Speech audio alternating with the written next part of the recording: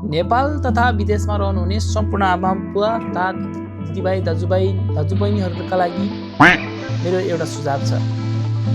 जसरी नेपालमा 76 जनाको जुन निर्मम हत्या भयो, त्यसरी नै फेरि पनि होला भन्न सकिन्न।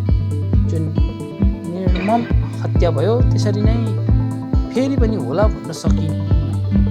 त्यही भएर सम्पूर्ण भोट दिनुहुने आमा बुवा दाजुभाइ दिदीबहिनीहरूमा आफूले मन परेको खानुस्, अर्को ठाउँ गएर खानुस्, मासु भात टन्न खानुस्, तर भोट चाहिँ तपाईँ आफैले चिने जानेको राम्रो व्यक्तिलाई अहिले भोट दिनुभयो भने भोलि 5 वर्षसम्म उसले विकास गर्न सक्छ। त्यही भएर मेरा दाजुभाइ तथा दिदीबहिनीहरूलाई एउटै अनुरोध छ ताकि कसैले पनि गर्न नसकोस् के